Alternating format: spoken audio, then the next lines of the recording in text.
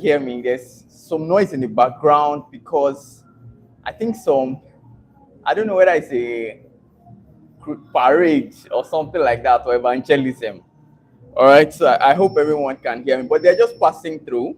So we're just going to wait like a minute for them to pass. Nigeria, right? Yes, our country, Nigeria. It's a really loud noise in the background. Let me know. Oh, I started looking at the screen again. Let me look at the camera. So yeah, so let me know. I hope you can hear me. I hope I'm audible. See, my microphone is on. So the noise in my background is starting to die down. And I think we can get this started. How is everyone doing? It's so great to have another opportunity to talk to everybody here.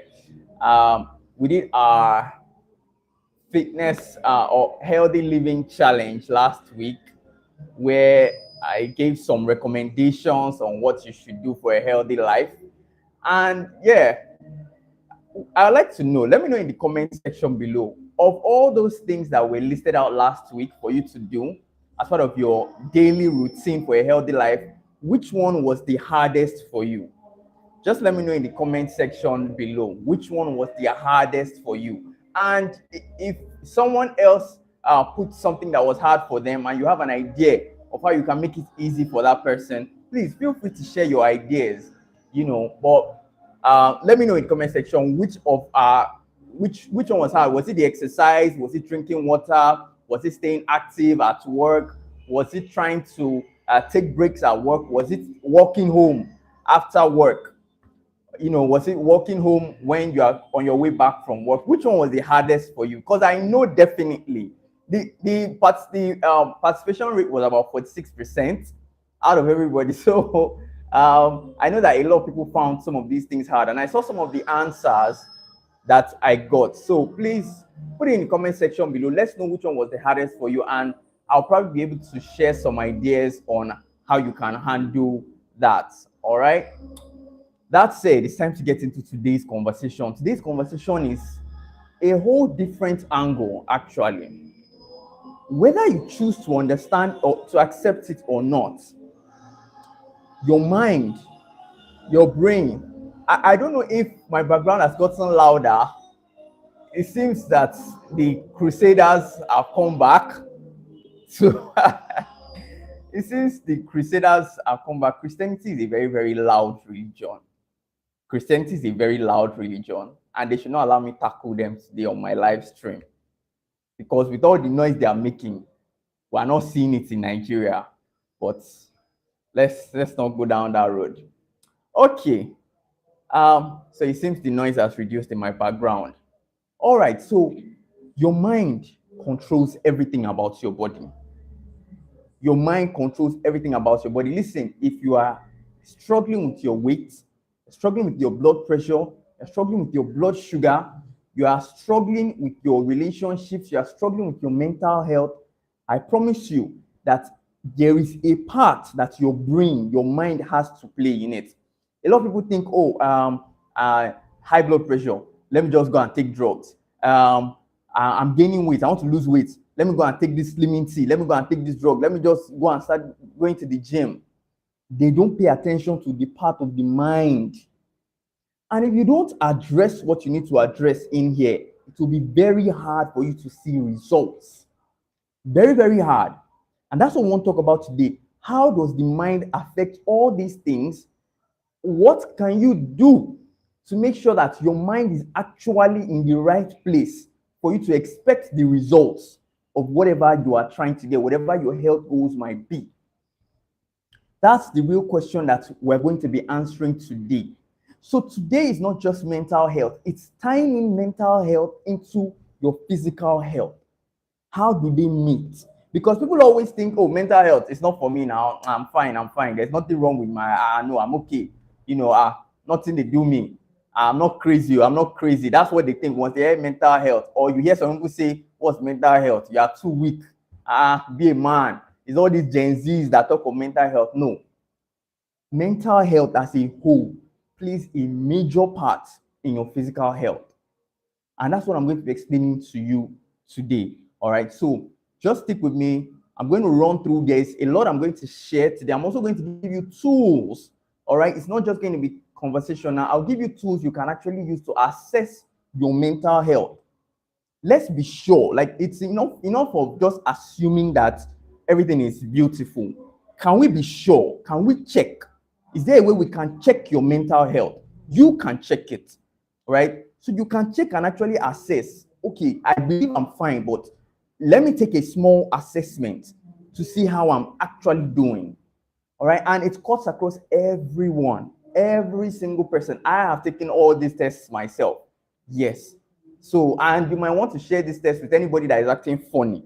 You know, if you have someone acting funny around you, people the way they behave, you want to ask them, are you actually okay? Instead of asking them that, just tell them, come out to share one document with you. Just go through it and give me feedback. You know, you say it with love, of course. All right.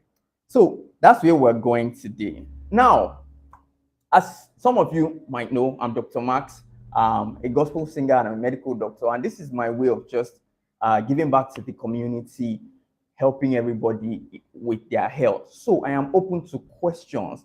Aside the topic that we are dealing with today, if you have other questions about your health, other questions, whatever they might be, please go ahead and ask me in the comment section below. Feel free to go ahead. It doesn't have to be related to today's topic. Just any question that comes into your mind about your health, feel free to ask. Remember, I cannot prescribe drugs because this is not a consultation. This is more of just general health education. Also, try to be polite to people. Today, we're even talking about mental health. So, in all our comments, let's be loving, let's be polite, let's be friendly. Okay? And let's go into it. As everybody knows, we talk here about blood pressure, blood sugar, weight loss, belly fat loss, and mental health or healthy dating and healthy relationships. Now, when it comes to your mental health having an impact on your physical health, there are three parameters. All right? There are three main parameters. Sorry, you know what? Let's make that four. There are four main parameters we'll be looking at. Number one is anxiety. Number two, depression. Number three, stress. And number four, trauma.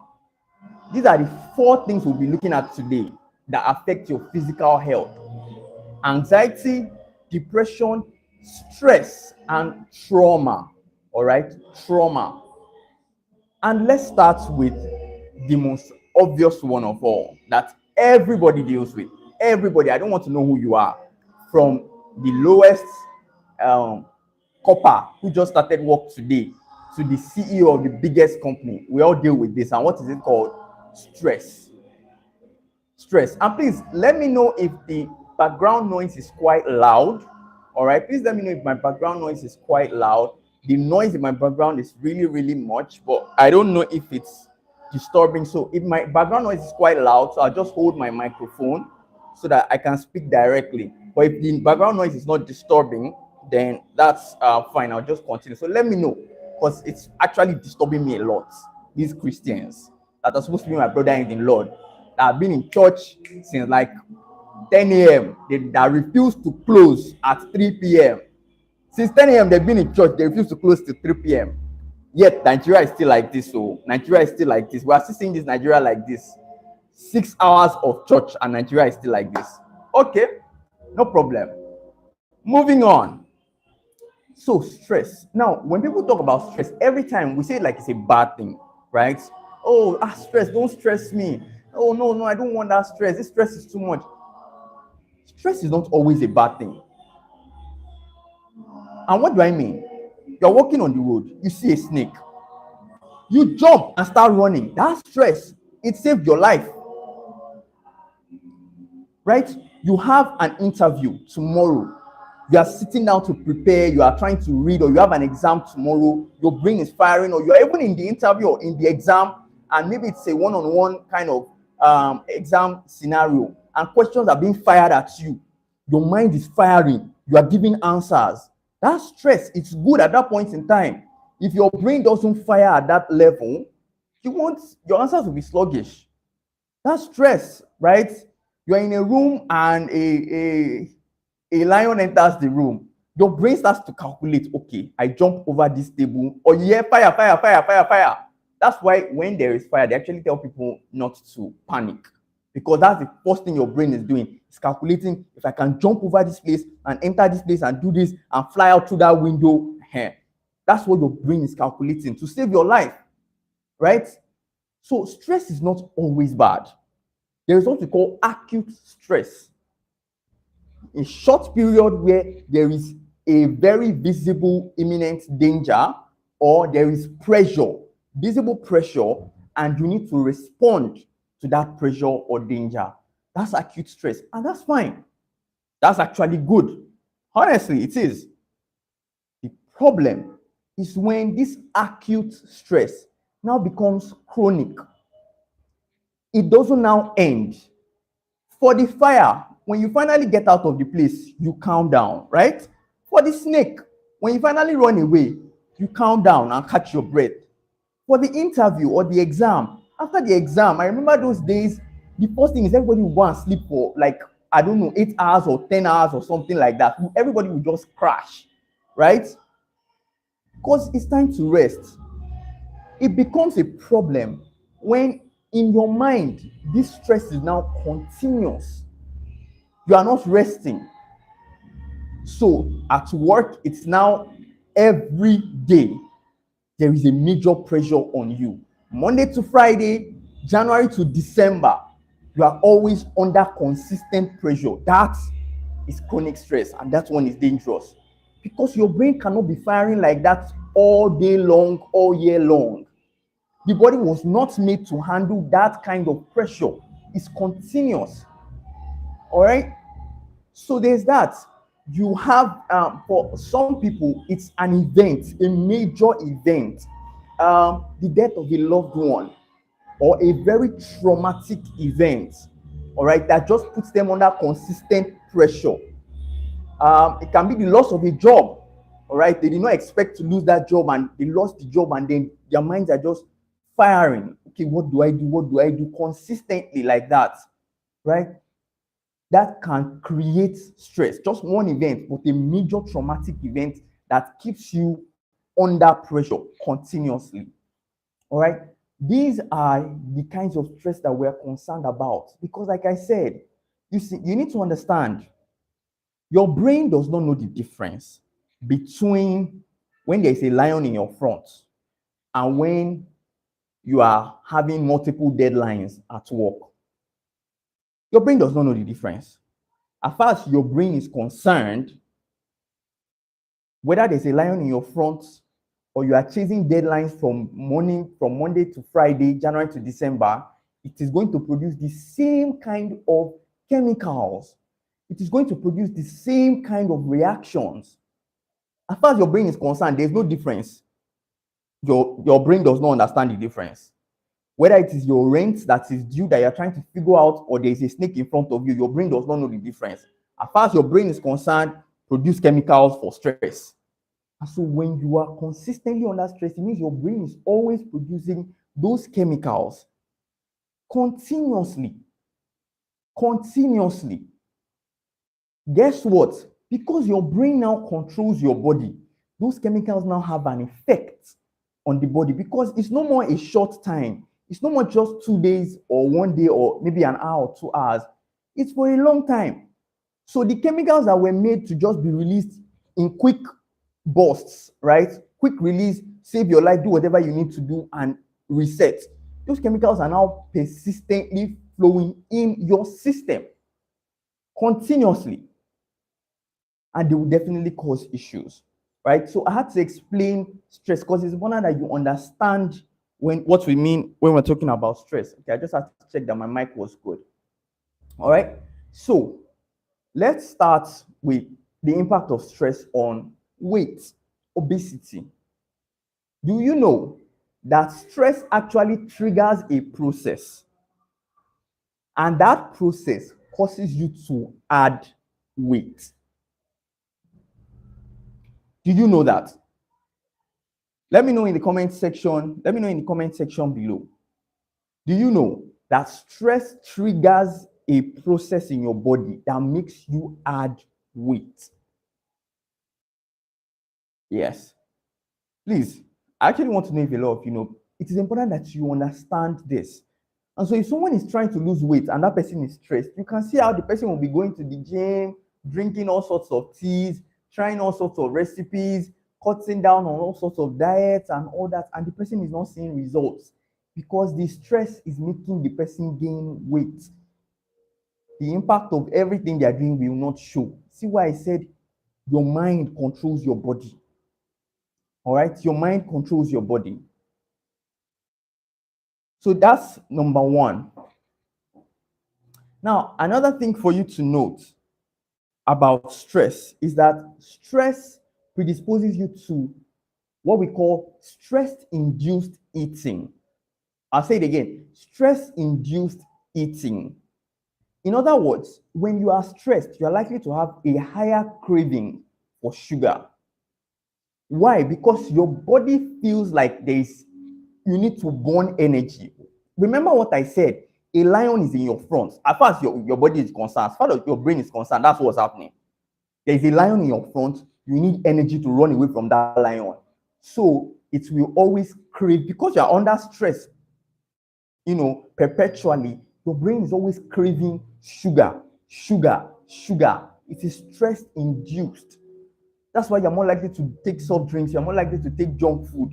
You just want to keep throwing sugar into your system. And that kind of person will eventually add weight. All right? That's weight gain right there. Impacts of stress. Now, and please let me know if you've ever experienced this before. When you are stressed and then you realize you just eat rubbish. Like, if you remember any period where you were stressed and you can categorically say that you were eating rubbish during this period because of your stress, please let's know in the comment section below so that other people can believe that this is actually an issue and this happens. Okay, so that's the impact of stress. Now, to make it worse, right? When stress causes weight gain, most times, because of how hopeless it now seems. So you have someone who is trying to lose weight. Yes, the person is trying to lose weight, but the person is stressed. Now the person is not seeing results. Instead, the person is gaining weight, right? This now causes the person to lose hope and get depressed. This comes back. Two things will now happen. Because the person is not seeing results, the person is now more stressed about the issue. I'm not seeing results, the weight is not coming down, the person is getting more worried and more stressed, which is also worsening the problem again. Because already stress was the initiator. Now the person did not see results, the person is more stressed, it goes back again, the person will still not see results, the person will get more stressed, and the cycle continues like that. So it's a vicious cycle. And so you will see some people who say, I went to the gym and then I started gaining weight. Like from the point, there are stories like there are people who will tell you that from the point I started going to the gym, I started gaining weight. From the point I started being worried about my weight, I started gaining more weight. Now, to add to that, this hopeless situation can make some people depressed. All right. So now the person is also depressed. When people are depressed, or the person gets anxious, and I'm going to talk about how that alone already has another effect on the weight. Because the person who is depressed doesn't really care, they might just eat rubbish. Right? The person is depressed, they don't really bother. Also, people who are depressed tend to try to think that, well, since it doesn't really matter, let me just eat whatever I want to eat. Yeah, right? Or they try to reward themselves to feel good. So they are depressed, and the only thing they can use to make themselves feel good is, let me just drink Coke, let me just drink Fanta, let me just take soft drinks, let me just drink alcohol, let me just take, drugs, right? And all of this now has another negative effect. And they do not know that the culprit initially was stress. All right, so this is a very important thing to note about how stress impacts your weight. All right, very, very important.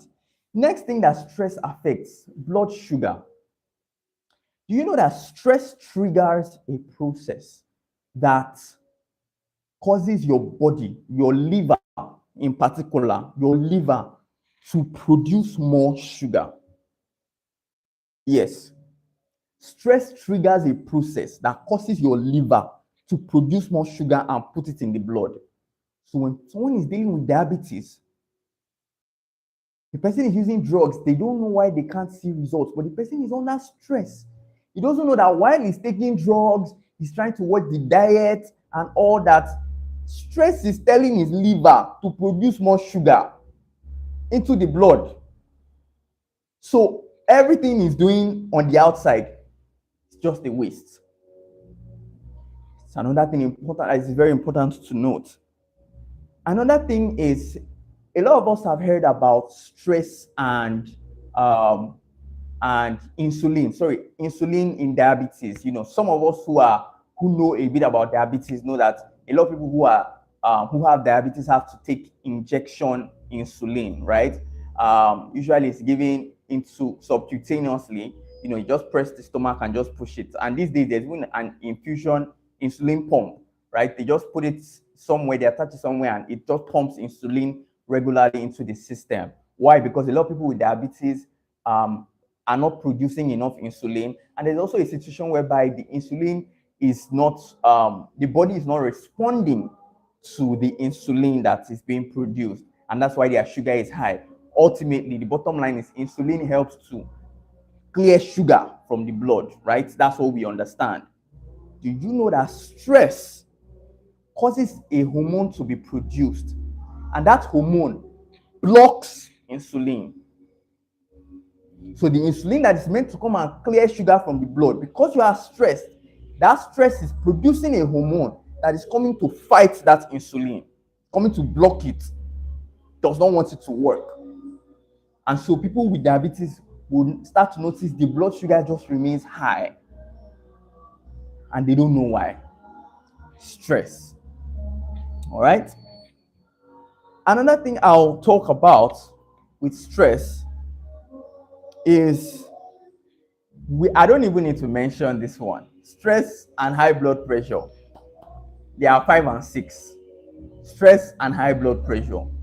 We've already said it, that when you see a lion or you see a snake, your body would activate, right? Your pupils will dilate, your heart will start beating faster, all your muscles will be ready to work, you know, to pump blood and everything. That's what happens when you are stressed, right? Because you saw a lion. Remember, I told you initially that the brain does not understand the difference, whether it's a lion or your house rent. The brain does not know. So as far as it's concerned, it will continue to push the heart to keep pumping. It will force the heart to keep pumping. As far as the brain is concerned, there's a lion in front of you. Yes, because you are stressed. That's what the brain is going to believe. And it's forcing the heart to pump more, push harder, and it's pushing your blood pressure up. And when that happens continuously over time, because of stress, high blood pressure in itself causes certain damages that now also cause pure hypertension. Such that even after you now remove the stress, the person now has hypertension because of the damage to the kidneys, damage to the blood vessels, all the damages that have happened. Because of all that, even after the stress is out of the way, there is now hypertension. There is damage that has been caused that is just creating an environment of hypertension. All right, so that's another impact of stress that you must keep in mind. So, stress, high blood pressure. There's no conversation in that. The next thing I'm going to talk about, still on this topic of stress, let me know in the comment section, what can you say right now is stressing you? And I'm going to tell you why I'm asking this later on in the video.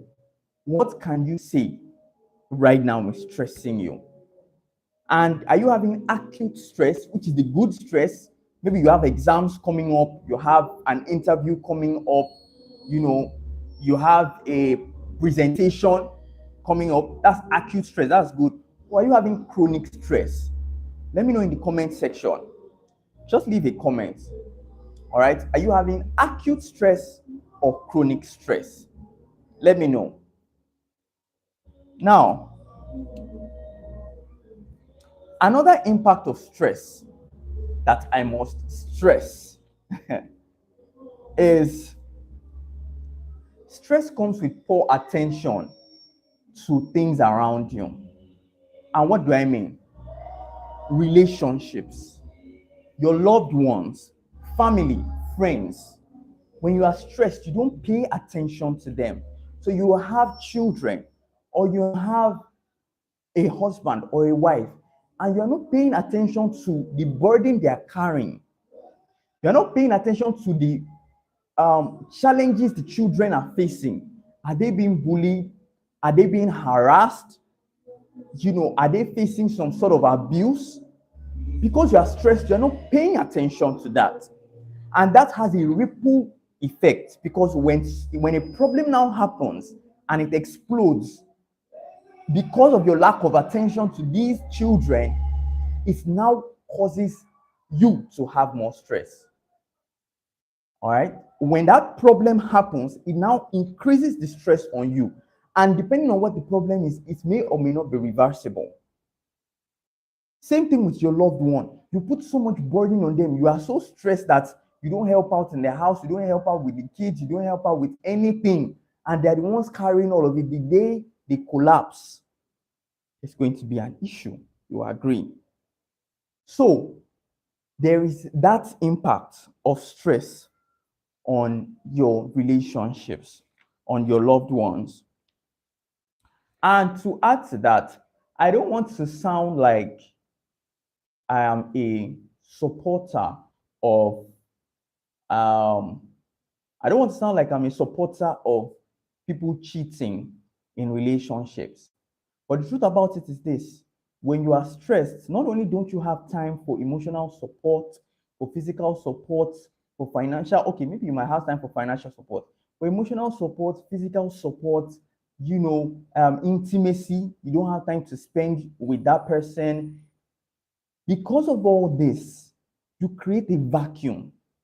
And nature abhors vacuum. The devil is just waiting for that space that he will send somebody else to enter. That space you have left, that vacuum you have left, the devil is planning, is already cooking someone that he will send into that vacuum of your husband or your wife, the vacuum that you have left. And then you start having issues of cheating. Like I said, this is not to justify cheating, but keep in mind, if you are too stressed and you are not paying attention to your partner, your husband, your wife, you run the risk of creating a vacuum that the devil is waiting to fill. So please keep that in mind. Still on stress, because we need to really address this issue, and I think a lot of people don't know the problems that come with stress. Now, stress causes your brain, it causes some deposits. All right, science has now found out that stress causes some deposits to accumulate in your brain. Now, when these deposits accumulate in your brain, number one, anxiety and depression. Anxiety and depression, because you are so stressed out that these deposits have accumulated in the brain. Addiction, because of these deposits. So you see some people who are so stressed out, they always take pills, or they always take alcohol, or they start using drugs.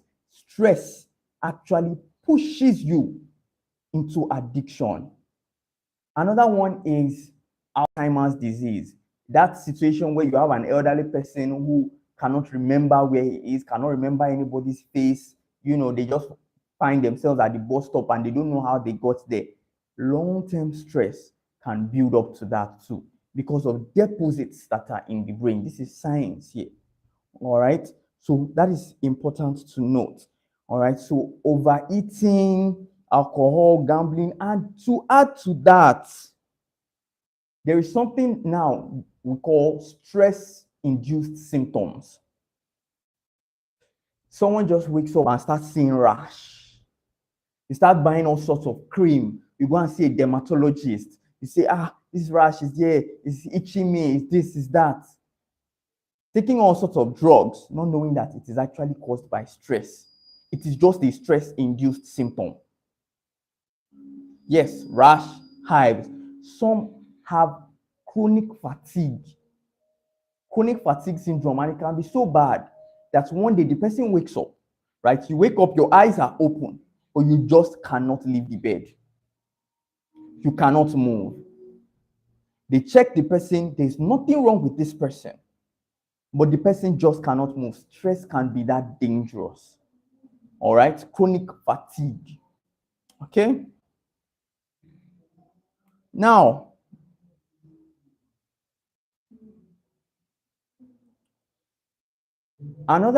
so that talks about the impact of stress on different aspects of your health. But remember, we said stress, we said anxiety, we said depression and trauma. So for anxiety and depression, I don't need to spend too much time on it. We've discussed a lot about anxiety and depression, but I'll just mention a few things. For anxiety, remember I said I'm going to share a tool that you will use to assess this. Now, for anxiety, it's not just, my chest is beating because, they said the results will soon come out. That's not anxiety disorder. Yes, that is being anxious and that's anxiety, but we're talking of anxiety disorder. All right. And that's the situation whereby you have extremes of emotion, extreme fear, extreme panic, right? Extreme frustration for no reason, or no clear imminent threat, no clear danger. You just start feeling like, what's happening? What's happening? You're just worried, you're just all over the place for no reason. And it lasts, right? It stays. Your heart is just up, right? That's anxiety. All right. But there is a checklist, like I said, I'm going to share that checklist. Now, next is depression. Now, even World Health Organization, WHO, has come out. Hope my mic is still on. Now, WHO has come out to say that depression is not just a state of sadness. It's not just that you are being sad. No, that's not depression. Right? Depression is a persistent state of unexplained loss of interest in anything. Persistent state, it can last for days, weeks. So it's not just, I'm feeling sad now, then later they bring my best food and then I jump and eat it. No, people who have depression, if they won't have the best food, you'll be surprised. Because it will be hard to, first of all, know the person's best food. They don't really have interest in eating. But let's say you even find out something that they might like, you bring it to that person's front and they're not interested. And this can go on for days. It's not just 1 hour or 2 hours, or maybe the person had some bad news yesterday or something. No, it can go on for days. And you're like, oh, sometimes you might be sad, but after a while, when hunger starts to beat you, the sadness will shift small so that you can eat. Then you can continue being sad afterwards. For people who are depressed, they don't get that. They don't even notice, even if they are hungry, the food is almost like chaff. It's tasteless, right? So that is mostly what depression is. Again, like I said, I'll share a tool that you can use to properly assess this. Next, we have bipolar disorder. Bipolar disorder. This is someone who is sad today for no reason, just sad, just very, very sad. They might not even talk, they might not do anything. Then all of a sudden, tomorrow, for no reason, they're jumping around. They're active, they're everywhere, hyperactive, right? That's bipolar disorder. It combines both of them, and there is no explanation for the switch. It's another mental health issue that really affects the person's physical health a whole lot. All right, because this person now combines both the problems of anxiety with the problems of depression as one. Person is going to have to struggle with both. Okay.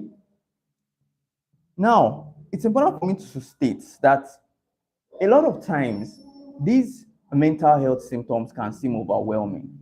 And because it's not really like something you can see and treat, it feels like you are fighting a lost battle. It feels like you are just in an ocean with no way to come out. It's important that I emphasize, because especially for people dealing with depression or anxiety, it's important that I emphasize that if you are feeling unexplainably sad, unexplainably, overwhelmed, you are depressed, you are always anxious, your emotions are always overwhelming, and you just don't know why. For some people, they start having suicidal ideation, all right, start having suicidal ideas. Please, I must let you know, these are chemicals in your brain. Don't trust what you are feeling. Don't, because I have spoken with someone before who said that she felt like everything should just end because her emotions were always all over the place and it was so overwhelming. When life just has no interest at all, they are all chemicals in your brain. They are chemicals, meaning that they can actually be treated when you take drugs that have the right chemicals to correct those chemical issues. It's important that I emphasize that a lot of these, they are chemical issues. So don't trust what your brain is telling you. Don't trust what your brain is feeling. That's unexplained, overwhelming emotion that you are feeling, that unexplained sadness that is prolonged, all right, that unexplained panic that you are always feeling, that makes you feel like you are hopeless, and all that. Please, it is a chemical imbalance in your brain and it can be corrected. It can be corrected. It does not mean you are crazy.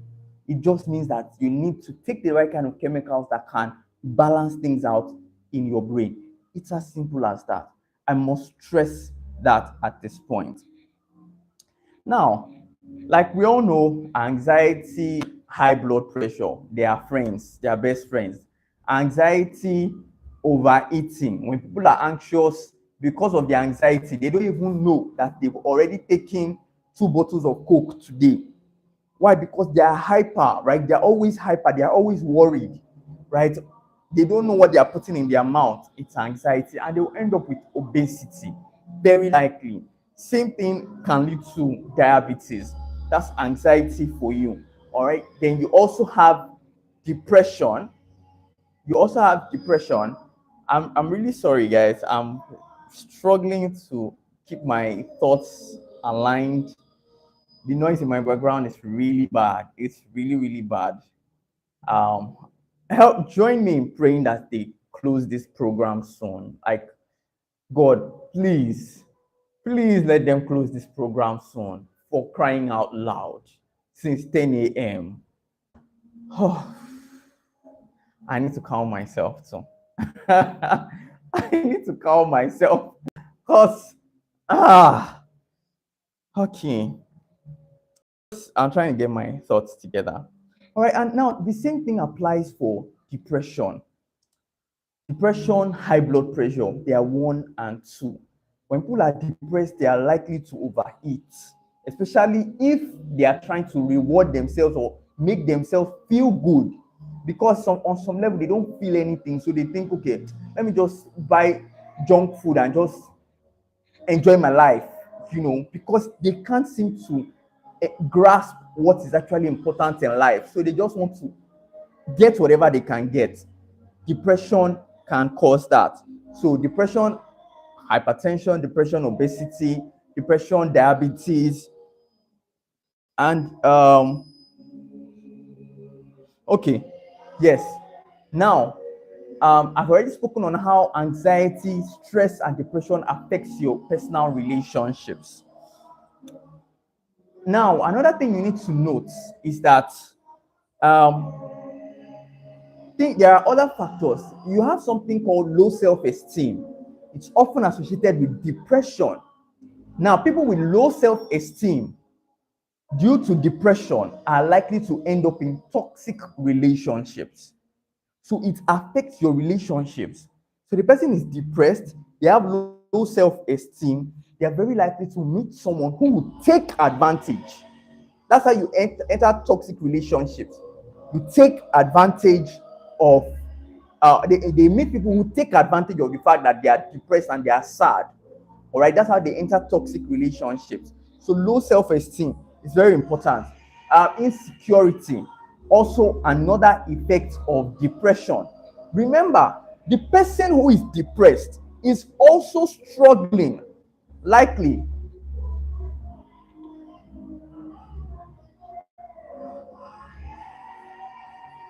Okay, so I've got a question here.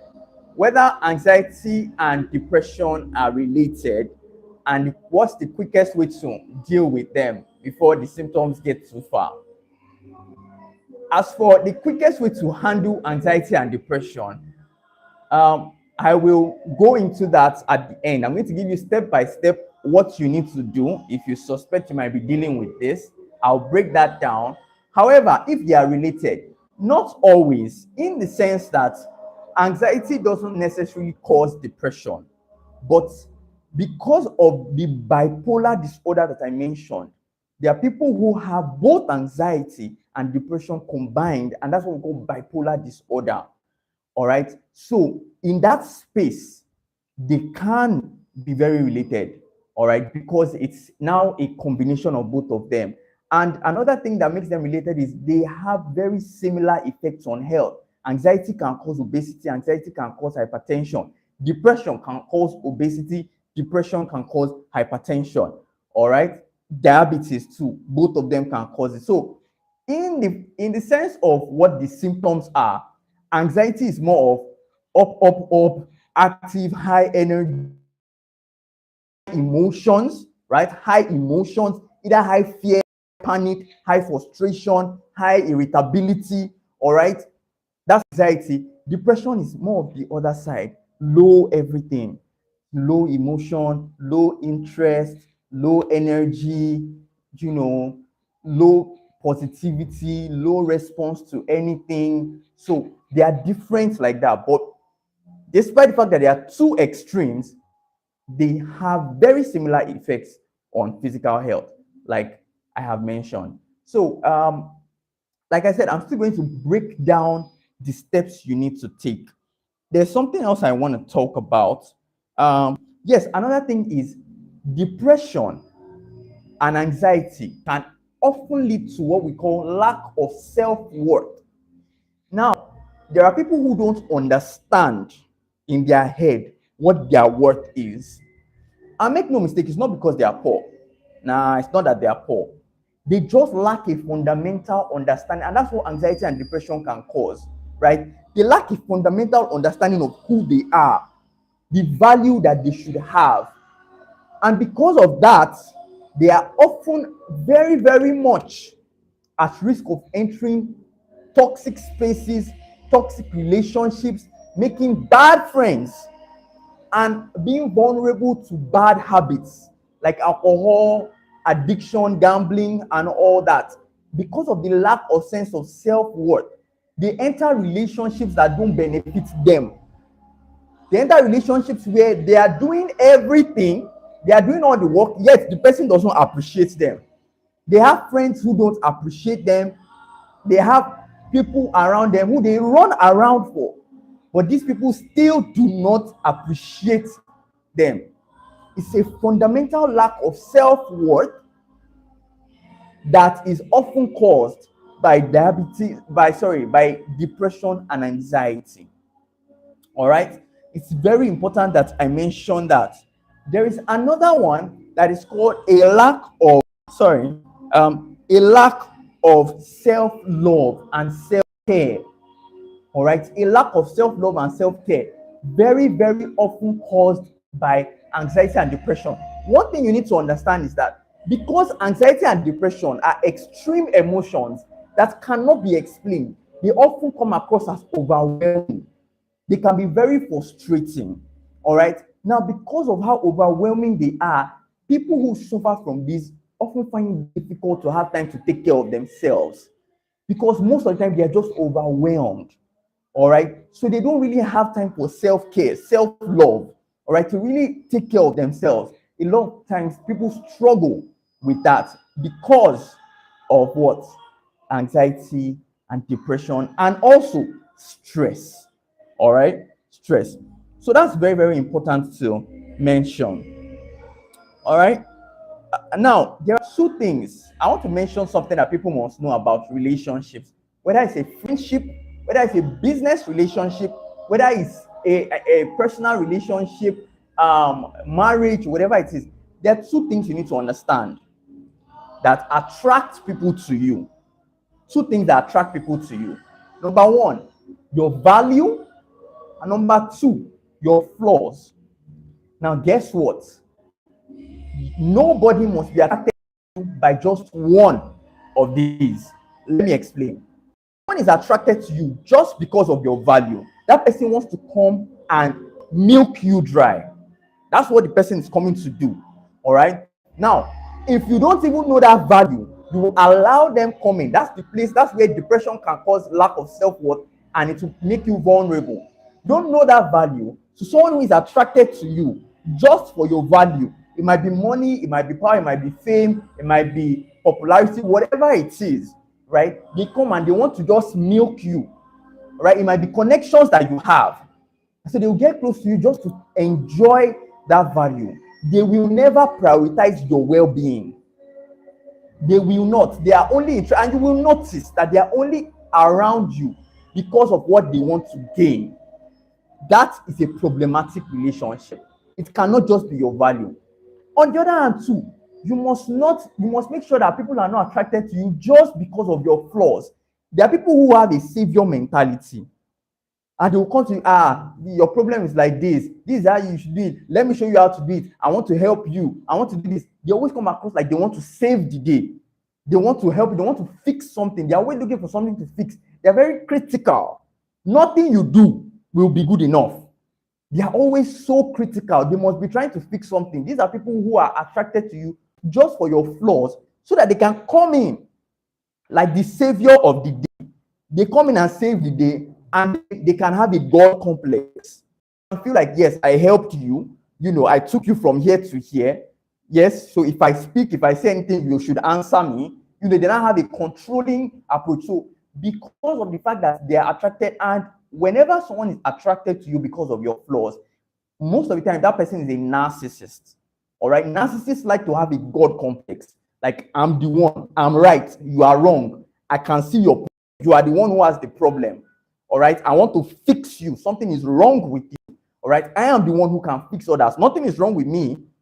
I am here to fix others. That's how narcissists think. So when you attract people based on your flaws, then you attract people who want to come and fix you. That's why it's important that you know yourself, know your value, know your worth, such that if someone is coming around thinking that all you are is a problem to be fixed, you can say, no. I know where I am good. This is my strength. This is where I'm good. I am fine here. And you draw the line, because it should be a balance. Both your flaws and your strength together is what should attract someone to you. So they are coming towards you, whether it's business or whatever it is, they are coming towards you because they can see your strength. They see where you can help them, right? But they also see where they can help you. And that's a mutually beneficial relationship. All right, that's one that works. It's like a trade, right? I'm selling something, you want to pay to get what I am selling. So you are giving something, I am giving something. Even the biggest nations in the world, that's how they operate. You cannot come from a place where you are only strong, such that people just want to come and milk you, or you are only weak, you only have flaws, such that everybody just wants to come and fix you and feel like they're doing you a favor. So it's important that you understand, you know yourself. That's a very important part of self-awareness. All right. And that's usually a struggle that people have when they're dealing with anxiety or depression, because they are not calm enough to have that self-awareness. Okay. So it's something I had to mention, so that if you are dealing with something like that, you need to know that anybody who doesn't appreciate you, both for your strengths and for your flaws, that person is not good for you. It must be for both of them. It must be for both of them. Those are the people you want around you, so that it can always flow back and forth. All right. had to explain that. And the last one, trauma. You see, trauma is a conversation on its own. When we talk about how trauma affects your personal health and your mental health, it's a big conversation on its own. You know why? Because no matter how negative an experience is for the brain, and I want you to listen and get this. Listen and get this very, very well. Please. No matter how bad an experience is to the brain will always choose a familiar experience over an unfamiliar one. What do I mean? If you went shopping and you had a negative experience because you went with a friend, right? You went with a friend and then something happened and it was a negative experience. This is what the brain will say. The brain will say, okay, I went shopping, I had a bad experience. Next time I want to go shopping, it should make sense for you to say, I will go alone this time. The last time I went with someone, I had a bad experience. But here's where it's tricky. Like, that's one scenario. Sorry, that's one scenario. You went shopping, you had a bad experience once, and then you now decide that, okay, next time I'll go by myself. Now, if you go shopping again and again and again with someone and you have a bad experience, right? Repeatedly, maybe this is a relative or a friend, and each time you go out, you have a bad experience. Your brain has now familiarized itself, not with the bad experience, but with going shopping with someone. Your brain is now used to the idea of, how will you just go shopping alone? Your brain does not care that every time you had a bad experience because you went shopping with someone, your brain does not care. Your brain will always pick that familiar experience of going shopping with someone over going alone. And it's something that you must understand and be very aware of. Why? A lot of people are making decisions that are against what they should actually be doing if they sat down to think about it. Why? Because their brains are still choosing what is familiar over what is right. The brain is still choosing what they are familiar with over what is good for them. You will notice how in Africa, we always have things like, oh, this is how we've been doing it, even if that thing makes no sense. Why do we do it? That's how we always do it. That's how we normally do it. Nobody has sat down to think, but there is a better way to do this thing. No. Why? Because the brain is wired to reject something new, even if the old one has been causing problems. So you need to be very conscious of it, because that's trauma. All right? Some people have been so traumatized, but instead of dealing with the trauma consciously and actually thinking about it, they don't know that they are still making the same kind of decisions they've been making before, because their brain is familiar with everything that was associated with their trauma. And so it's now repetitive. They keep repeating the same cycle. You see you see someone who keeps saying, every time I start a business, it always fails. I keep starting a business and it fails. And they say it's spiritual. It's not spiritual. This person is likely making the same kind of decisions that they should have consciously changed. You see someone who keeps entering relationships with people who are not good for them, people who just don't appreciate them. And you keep wondering, why is it that every time you are dating someone, every time you have a friend, that person is always treating you bad over and over and over again? It's because the brain is familiar with that type of person. The behaviors, the characteristics, the mannerisms of that kind of person, the brain is familiar with it. Yes, the brain does not want the negative behavior, but the brain is already used to that personality. And so they keep choosing those kinds of people over and over again. They keep experiencing the same things over and over again. That is trauma. And so it's important to note that, because if you don't deal with your personal traumas, you will keep attracting the wrong kind of relationships.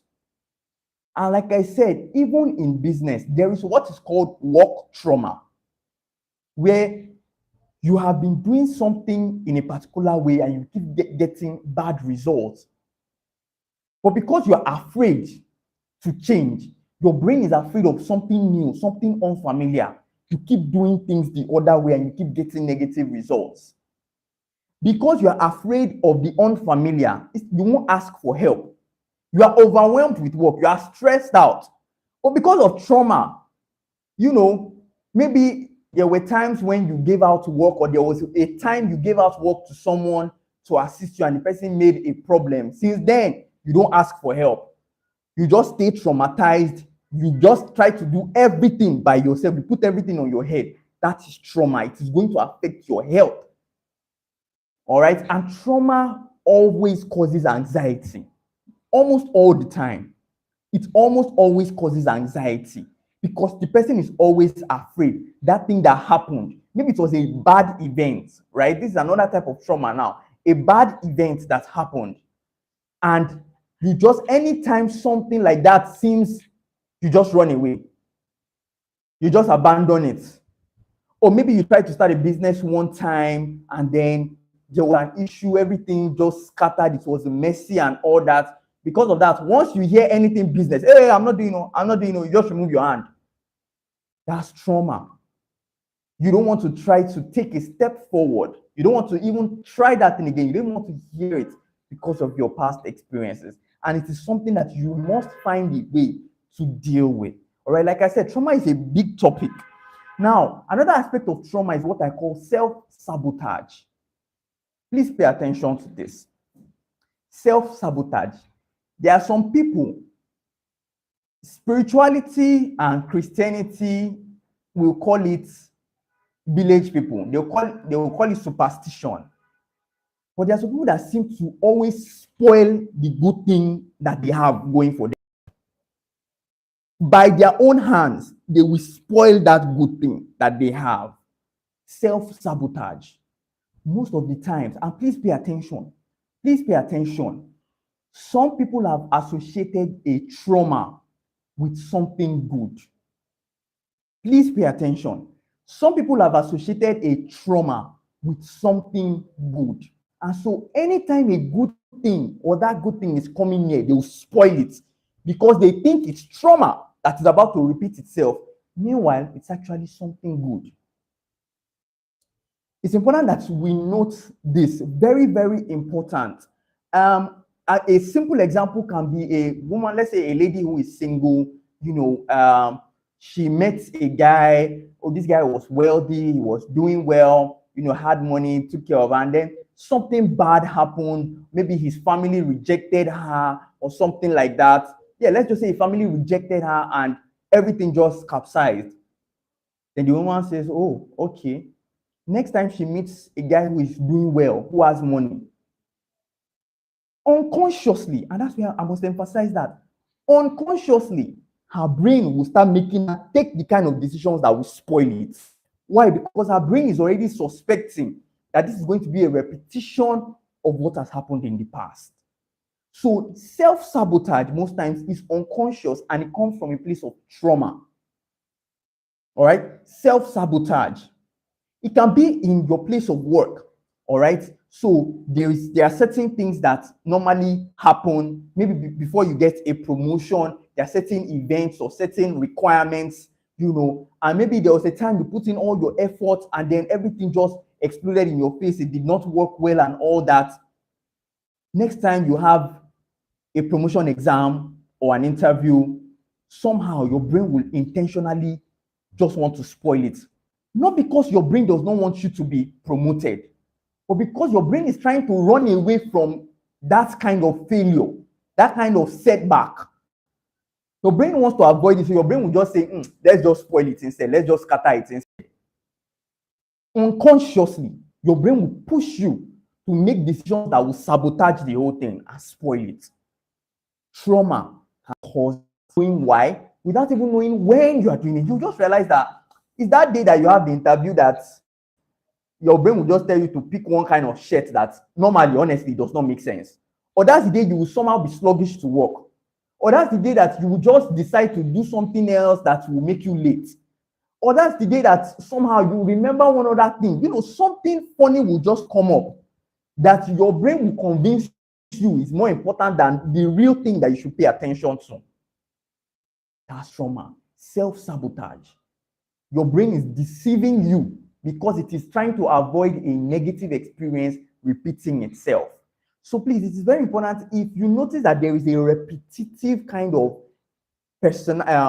situation, right? Or a repetitive kind of relationship that you have. It keeps happening like that over and over again. It keeps repeating. It's like a cycle. Even if you meet new people, it's a cycle. Please go and check your behavior. Go and check your mindset. Go and just go through the events that happened. Look at your decisions. Very, very important. Look at your own personal decisions and ask yourself, do these decisions actually make sense? Okay, this one that I did, why did I do this on this particular day? Is it possible to have anxiety without knowing the root cause? Yes, it is very possible to have anxiety without knowing the root cause. Very, very possible.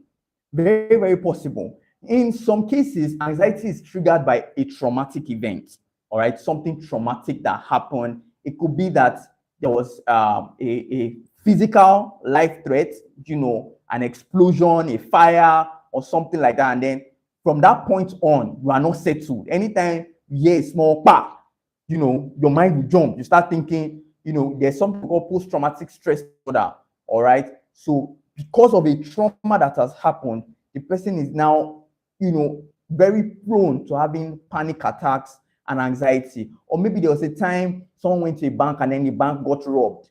So, and then the person remembers the clothes that the robbers wore. Maybe they wore blue shirts, black trousers. So anytime the person enters a bank and they just see someone wearing a blue shirt and black trouser, they develop anxiety. All right, they start having anxiety. In fact, it can be so bad that anywhere they go, they just see that dressing and then they start to have an anxiety, a panic attack, you know, or it's persistently like that. Some of them have nightmares, they can't sleep, you know, there's that. So there's the one that's caused by trauma. However, there is the anxiety that just exists as a disorder. All right, it's a generalized anxiety disorder. Nothing caused it. It's just a chemical imbalance in the brain that can be treated by the right drugs. All right, anxiety disorder. Nothing caused it. The person just has an extreme outflow of emotions, extremely frustrated, extremely angry, extremely fearful, extreme panic, and there is nothing that is actually happening around them. They don't know why. They are just feeling like that, you know. So yes, there are situations where it has no cause. All right, and in that kind of situation, you see a general practitioner. So for some general practitioners, or should I save the, I think I should hold on with the treatments to when I get to the steps that we need to take. So I just concluded on trauma and self sabotage.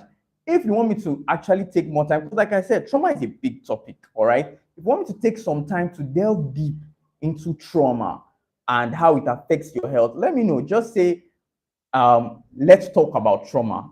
Just type that in the comment section below. Let's talk about trauma. And I'll have a session on how trauma affects your physical health, your mental health, and all the works. Because like I just pointed out, trauma also leads to anxiety.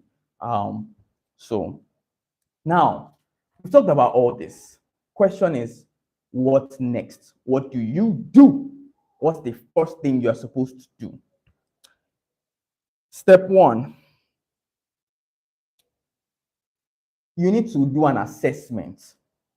Assess yourself. Now, I have created some tools, or rather, there are tools rather by WHO and some other organizations to help assess for anxiety, to help assess for depression, to help assess for ADHD, all right, to help assess your stress levels.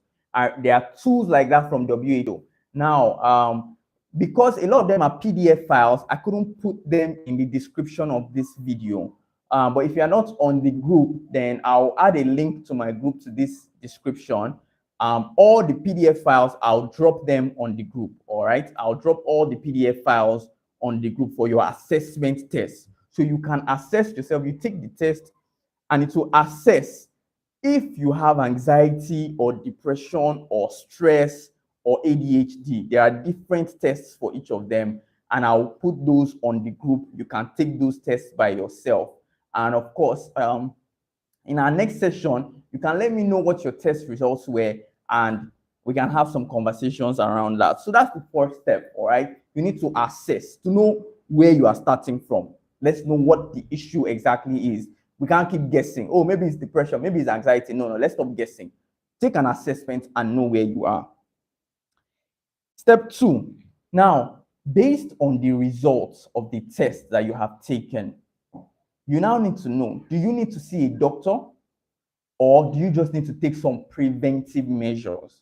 All right, you need to see a doctor or preventive measures. The test will tell you that. And again, if anybody has questions regarding the test, after taking the test this week, in my next live session, I'll be open to all your questions about the test. Like I said, there are 4 of them: anxiety, depression, ADHD, stress. Okay, so there are tests for all of them. Next week, when you take after you've taken the test and you have questions, ask me in the live session and I'll answer your question. Now, please, for emphasis, for those who are having suicidal ideation, suicidal thoughts, there's no doubt about it, you definitely need to see a doctor. Like I said, it is not something supernatural or something very big. It's your brain playing games with you because of a chemical imbalance, and that chemical can simply be corrected by taking drugs. It's not complicated. Gone are the days when we look at it like everybody is crazy. No. All right, it's chemical imbalance and you take drugs to correct it. That's all there is to it. Right, but you need to see a doctor. Now, so what I was going to say before, where will you see a doctor? There are few doctors who are experienced enough as general practitioners. All right, these are usually the elderly doctors, okay, the really elderly ones. Some of them have that experience in psychiatry, and they know which drugs you can take. And for emphasis, when I say psychiatry, I know some people are going to be thinking, psychiatry, that means I'm crazy. You are saying, no, that is not it.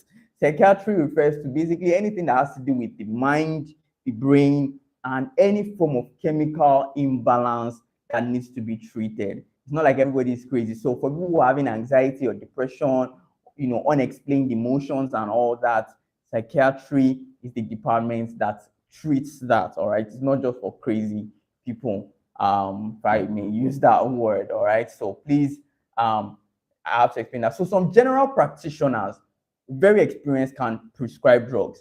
However, if you can't find one, because I don't really have any guarantee of where you can find one, your next best option is go to a government hospital. All right, go to a government. Most government hospitals have a psychiatry department, which is quite affordable. All right, now psychiatrists are not cheap. They are not cheap. They are quite expensive. Okay, so someone wants us to talk about trauma. All right, thank you for that. Please, any other person, just let me know in the comment section and we'll do a session on trauma. Okay, so government hospitals have psychiatrists and they're quite available.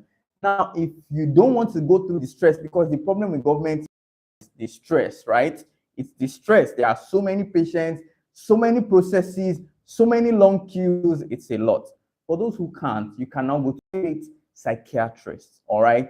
Heads up, it can cost as high as 100,000 to see a psychiatrist. Yes, it can cost as high as 100,000. All right. You might, if you're lucky, you might see a cheaper one, or maybe 50, 60, 70. But to be honest, it's good you have 100,000 if you want to go to a private facility to see a psychiatrist, so that if it's cheaper than that, then you're good to go. So just have at least 100,000 if you want to go to a private facility to see a psychiatrist. So your options are an experienced general practitioner, elderly person who has the experience, government hospital where there's a psychiatric clinic, private hospital where there's a psychiatrist. All right, and those are the options for those who might need to see a doctor. Like I said, if you're already having suicidal thoughts, I recommend you definitely see a psychiatrist. Okay, so that is the step 2, identifying if it's a doctor you need to see or you are taking preventive measures. Now, for those who need to take preventive measures, we'll start from stress. For stress, is quite simple. What do you need to do? Number 1, outline what kind of life you actually hope to have. For stress, right? You are stressed right now. Agreed, I understand. But just outline it. What kind of life would I rather be living? And be practical. Don't say, oh, I want to wake up in Caribbean. I'll be sipping, champagne from morning till night. If you currently don't have that money and you don't have any plan, let me not douse anybody's hope. But be practical. Be practical about this script, because the idea is to start taking one step after the other to work towards this perfect life that you want for yourself. It's okay to say, oh, I'd like to have a job where I can spend maybe 20 minutes on the road or 30 minutes on the road. I get to work, I get my work done. I close by 5 p.m. and by 5:36, I'm back home, right? That's fine, right? So bottom line of what I'm saying is, be practical about this life you're talking about. A low stress life. Remember, like we said, there's acute stress, which is good. It helps you perform, it helps you deliver. All right. Acute stress is what a lot of people use to make good money, right? Chronic stress is usually the bad one. In fact, usually people who are stressed on a chronic level, the money they are making does not reflect all the work they are doing. A lot of times, not all the time, but a lot of times. So, use your pen to write it down. This is the kind of life, this is kind of low stress life I want for myself. Write it down. And then afterwards, what is the first step you need to do to have that? Just the first step. What is the first step? You might not be able to have that job that you close at 5 and then you can be home in 20 minutes. You might not be able to have that, but you can have a job where 5 p.m. is 5 p.m. If you are overwhelmed, you can start by having a conversation. Your step 1 can be having a conversation with your HR or your boss or whoever to say, okay, these are the issues. And please, let's prioritize conversation over confrontation. You are not going to fight anybody if it's at work. You're not going to fight your boss. If it's at home, you don't fight your husband or fight your children or fight your parents and say, you are stressing me. The stress is too much. Am I the only person? No. It's conversation. Okay. Lately I've been feeling overwhelmed because of all the work I've had to take on. I close by this time and I have to carry this work home, or I'm at home, I'm doing this and this and this, and I can barely get some time to actually rest and take care of myself. And also let them know how it can affect, or it might even be affecting your productivity. That, okay, I would have wanted to do more of this or that, but because I am currently overwhelmed with everything, the productivity that I would have loved to have is very, very sluggish. And this also impacts my personal health too. I am having symptoms, I can't rest well, and these are real concerns that you must pass across, right? Having symptoms, I can't rest well, I can't do this, I can't do that. And generally, I'm worried about my health. You have a conversation in a civil manner, and then you go with recommendations. So don't just go and complain. Oh, this is that. Oh, this is that. That. What is your recommendation? So you continue and say, okay, so with all of this, what I have in mind is, can we get this, that, and do it like this? Or can we get an extra team? Or if I could get this system up and running, or this or that, you make your recommendations clear so they know what you are asking of them, right? And assuming that you are not talking to someone who is unreasonable. Because let me tell you something. If at work you have a boss who is unreasonable, or at home you have relatives or loved ones who are unreasonable, they don't want to understand anything you are saying. As far as they are concerned, it's not their business. There's no how you want to have that conversation. You will need to find a way to pull yourself out to save yourself. I'm being honest. You might not be able to do it today, but if you know you are in a setting where the person you are going to have this conversation with is not a reasonable person, then it pays you to have your own plan to pull yourself out of that situation. It can be a 6-month plan, it can be a 1-year plan, it can be a 3 or 4-year plan. That okay, my goal is to remove myself from this environment because they don't care. Usually the problem is that people sit in that environment, they don't do anything about it, and the problem keeps getting worse and worse. Why? Because the damage that it is causing to your personal health is something that with each damage, that damage causes another cycle of damage. And when it gets to a particular level, even after you now save yourself, the deed is already done. So you must have a plan, either to have a conversation if you think the person is reasonable. And I think even if you don't think the person is reasonable, just try to have a conversation. And if the person is not being reasonable, just go and quietly prepare your plan to save yourself. That's what I recommend you do. Okay, so there's that. So that's for stress. That's the steps you can take for stress. For anxiety or depression, few things. Number one, make a bucket list of things that you love to do. All right, make a list of things that you enjoy. This is even recommended by WHO. Make a list of things that you enjoy to do, and then ask yourself, how often do you do these things, and can you increase some of them? All right, for anxiety and depression, because these are the events that will calm you down. So just make that list of things that you enjoy to do. So this is what it is. This is going to be our mental health challenge. All right, all the steps I'm going to mention. Right. So far I have said take the test, the assessment. I've said you would want to do what a stress-free life, a low-stress life will be for you. That's the next thing I have said. Now I have said make a bucket list of things that you enjoy to do and how often you do them. All right, make a bucket list of that. Then you want to, and like I said, when you make that list of things you enjoy to do, increase them. All right, increase them. So if it's I enjoy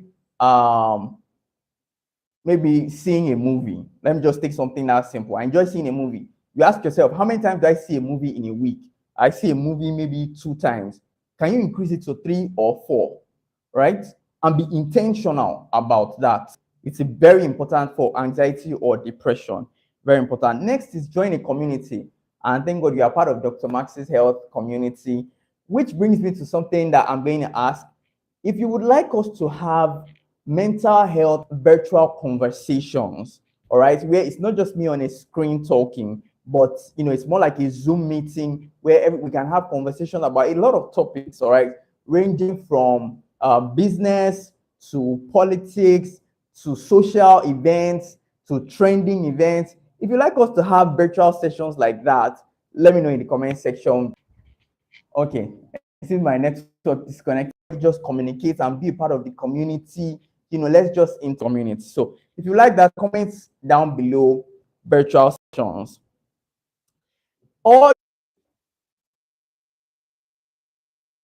Okay. I seem to have lost my connection. So bad. All right, so let me run through this. So many struggles. I seem to have lost my connection. I'm back. Okay, so let's just run through this and round it up. So join a community. You can be a worker in a church. All right, you can volunteer. There are a lot of organizations out there, events out there where they need a volunteer. They need someone to join in and just support. Anything that helps you, and this is also a recommendation by WHO. All right, being a part of a community is so crucial when dealing with depression or anxiety or stress. Okay, so there's that. And yes, so that about rounds it up. Now, this is the mental wellness challenge for the week. All right, I'm going to post it on the group. So, mental wellness challenge. Number 1, take the assessment test. Number 2, identify the things that stress you out. Make a plan to reduce your stress, or make outline what a low stress life will be for you. All right, identify your stressors, and outline what a low stress life will be for you. Make a list of activities that interest you, things you enjoy. How often this Dr. Max's health? So that's fine. So everybody, and reach out to a friend or family member to connect with. All right. Ensure you exercise. 150 minutes of exercise. That's still the limit. There's nothing you do that exercise is not a solution. So exercise is there. It's on the list again. For those of you who are running from exercise, all right, have a regular routine. This is how your day goes, and we spoke about that last week. All right, have a regular routine. A regular routine. Next is learn to play an intellectual game to increase your mental health. All right, examples of games that increase your mental health: Monopoly, chess, crossword puzzles. All right, so start playing those games. They are very good for your mental health. Again, Monopoly, chess, crossword puzzles, play those games. They are very, very good for your mental health. So that's another thing. Then I said chess, right? So chess, learn to play chess. Of course, avoid alcohol and drugs. So for alcohol, there are now studies that show that most people who take alcohol have one mental disorder or the other. All right, it's alcohol it's just a problem for everything, even mental health, right? Aside the problem it causes in the brain, it just causes a lot of other problems. So generally, just avoid alcohol. And what else? What else? What else? I think yes. So that's our challenge for the week. All right. So connect with a friend and family. Do your exercise. Have a regular routine. Learn to play chess, Monopoly, or crossword puzzles. Take our stress or depression, our stress, anxiety, depression tests. Avoid alcohol. Identify your stressors and outline a stress-free life. What a stress-free life looks like for you, and be part of an active community. So I would like you to do all this. Again, the test will be on the group. All right. So I'll upload everything on our group. If you're not on the group, I'll put the link to join our group on this live stream. I'll put it in the comment, in the description. In the group and see everything that we have going on there. Like I said, these are files. Okay, before my network takes me out, thank you all so much for joining this live stream. I think I said everything that I need to say. I believe so. I went through everything. So thank you all. I'll see you on the group, and let's get ready for a mentally healthy week. Bye, guys.